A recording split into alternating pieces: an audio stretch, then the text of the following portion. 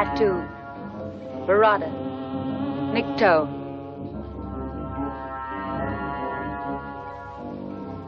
I still remember the first time I watched The Day the Earth Stood Still. I was young, confused, and completely hooked. I did not understand every idea, but I felt the weight of it. A flying saucer landed in Washington without firing a shot.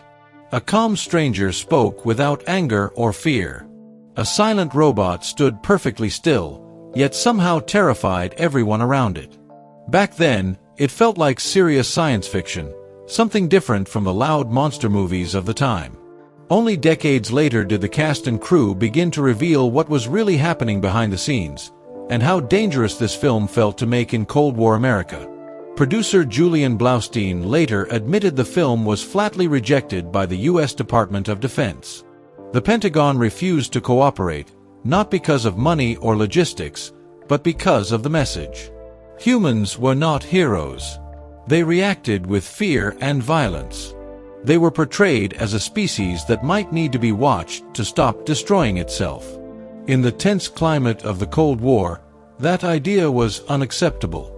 From that moment on, the crew realized they were no longer making harmless entertainment, but stepping into a political and moral argument. Patricia Neal later revealed that Michael Rennie, who played Klaatu, kept himself distant from the entire cast. He did not socialize or joke between takes. At first, this made everyone uncomfortable. Years later, Rennie explained why. He did not want anyone to get used to him as a normal human being. He believed that distance was essential to making Klaatu feel truly alien on screen. Neal later said she misunderstood him at the time, but eventually realized he was protecting the film in his own quiet way. Rennie also confirmed that Klaatu's human name, John Carpenter, was no accident. A carpenter, arriving from the sky, rejected by humanity, returning with a warning rather than revenge.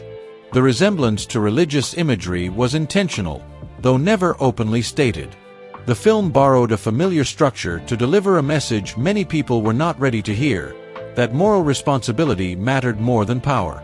Director Robert Wise revealed that the military scenes were created without official help. The production had to work around the system, using an independent unit to achieve realism. This lack of cooperation changed the tone of the film.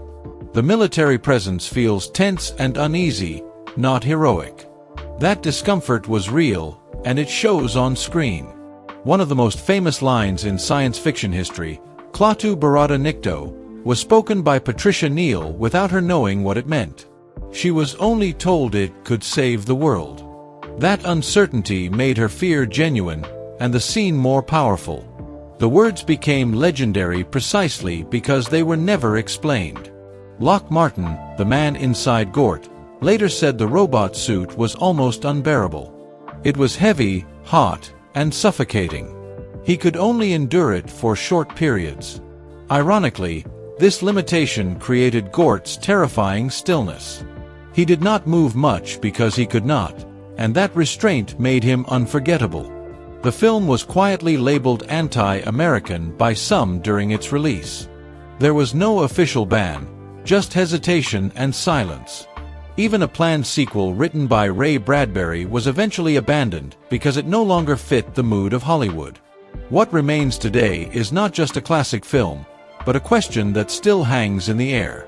Humanity is warned, but never comforted. And maybe that is why The Day the Earth Stood Still feels unsettling. If you enjoyed this deep dive, like the video, share your thoughts in the comments, and subscribe to Hollywood Bulletin for more hidden truths behind classic films.